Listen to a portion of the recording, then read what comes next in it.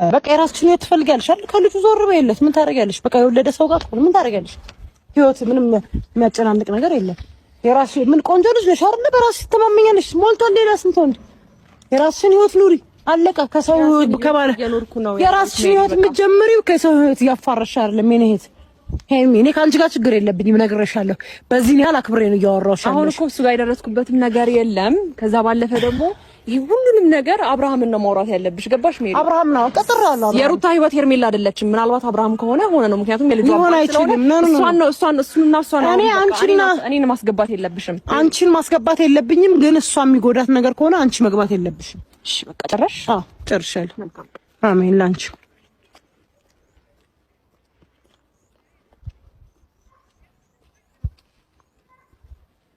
እንግዲህ እንዳያችሁት ነው። እኔ ከዚህ በኋላ በቃ መጥቻለሁ። ኦሬዲ በጣም ደብሮኛል። በስነ ስርዓት ላወራ ነው የምፈልገው፣ ግን እልህ የሚያስጨርስ ንግግር እየተነጋገርኩ ነው ሳላስበው። ምክንያቱም በዚህ ያህል ከማንም ሰው ጋር መጣላትም አልፈልግም፣ ግን በቃ ሩታን የሚነካ ነገር አልፈልግም። ከዚህ በኋላ ሁላችሁም አትድረሱባት ነው ማለት የምፈልገው።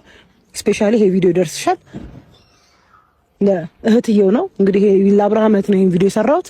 በደንብ አድርገሽ ሎሚና ጨው ዘፍዝፋችሁ ስጧት እንድታጸዳው ያን የጠቆረውን ማለት ነው። የጠቆረውን ፍርንትቷ ላይ የጠቆረው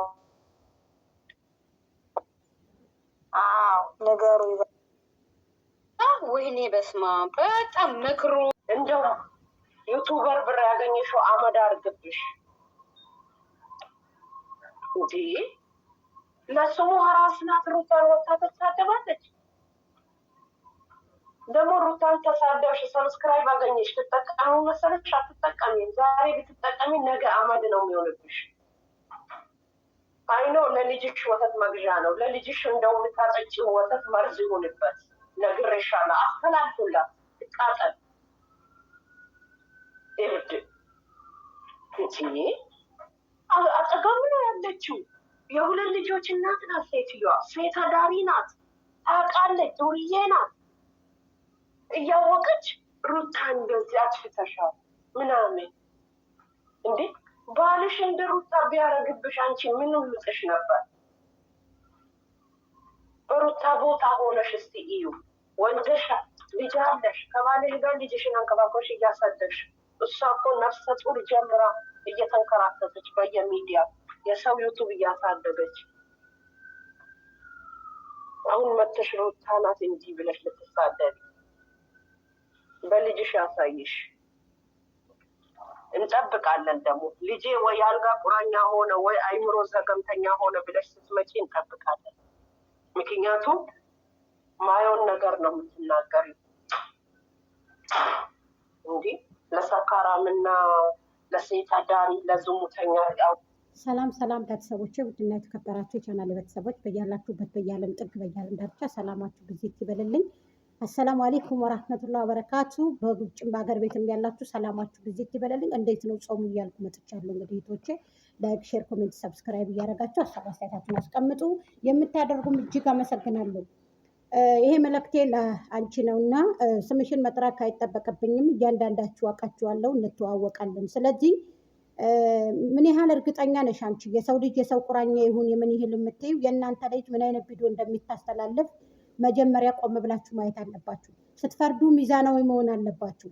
እንዳለ ዘላለም ዓለማችሁን ሀያታችሁን ሙሉ እንደተራገማችሁ ነው። ዝም ሲሏችሁ ዕዳ ሲናገሯችሁ ደግሞ ዕዳ ናችሁ እናንተ።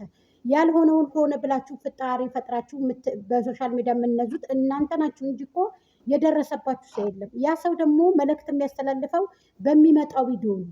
ሚዛናዊ ሆናችሁ መፍረድ አለባችሁ። እውነቱን ለመናገር ከሆነ የሁሉ ጦስ የመጣው የሁሉ ነገር የመጣው እናንተ ተከተላችኋት በምትሄዱት ሴትዮ ነው። ስለዚህ እናንተ ምን አድርጉ ነው የምትሉት? ይሄን ህዝብ ምን አድርግ ነው የምትሉት? ይሄን ህዝብ ለምን ትረግማላችሁ? እናንተ በራሳችሁ ተራጋሚ ራሱን ደርጋሚ ይባላል። እናንተ የምታረጉት ነገር ራሳችሁን ዙሮ ሊጠብሳችሁ ይችላል እንጂ እናንተ ምንም የተለየ ነገር የምታመጡት ነገር የላችሁ። ገባሽ አይደለ? ስለዚህ አንዳንድ ጊዜ የምታደርጉትን ነገር ማወቅ አለባችሁ። ያ ሰው ዩቱበርም ሆነ ምንም ሆነ ሀሳብ አስተያየት የሚሰጠው የእናንተ ላይ በምታደርገው ነገር ነው። ገባሽ አይደለ? እናንተ የትም ፈስ ያለበት ዝላ አይችልም ይባላል። ገባሽ? ሁሉም ነገር ታውቋል። በልጅሽ ለልጅሽ ያርገው። የተሳደብሽው ሁሉ በልጅሽ ይገልበጥ። ተመልከቱ። ሩታን እንደዛ እንዳንቋሸሽ ልጅሽን ላይ ተመልከት። የልጅሽን ፊት ያሳይሽ። እንደው ተመልከቷቸው። ምን አይነት አውሬ ናቸው! እንደዚህ ቆይ ግን አይኗን ማየት አልፈልግም የሚለው እቤት ሲገባ ጨፍኖ ነው ወይ ማማ እያለ ነው የሚገባ? ከተባቸው ማረፎ ነው ደስታ የምገናው ምርጥ ልጅ ነው። በነገራችን ላይ ውበቱ ከለሩ ተክለ ሰውነቱ የሚለውን ጋብዙ።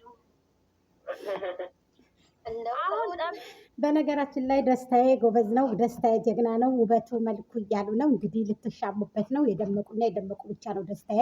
ለእናንተ አይገባችሁም። ደስታው ለደመቁ ነው የሚሆነው ማለት ነው። በሁለተኛ ደረጃ ደግሞ የምልላችሁ ፈልጌ ነው እየመጣሽ ተኝ የእኛ ቤት ሰፊ ነው ይባላል። ስለዚህ አንዳንድ ጊዜ ማስተዋልን ይስጣችሁ፣ ማስተዋልን ይስጠን ማለት ነው። የምትራገሙ ሰዎች ደግሞ ምንም ችግር የለም ብትራገሙ፣ እናንተ አላህ ነው እንጂ የሚያውቀው ሁሉንም ነገር፣ እናንተ የምታውቁት ነገር የላችሁም። እናንተ እንደምትወዷት ደግሞ እኛም ደግሞ ሄርሜላን ስለምንወዳት፣ በነገራችን ላይ በሶስተኛ ደረጃ አንድ ነገር ልንገራችሁ።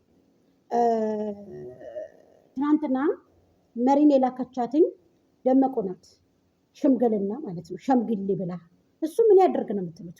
ምን እንዲያደርግ ነው የምትፈልጉት? አብርሃምን አልፈልግም አላደለም፣ አልፈልግም አይኗን ማየት አላደለ እንዴ? ምንድን ነው የምትሉት ልጁ?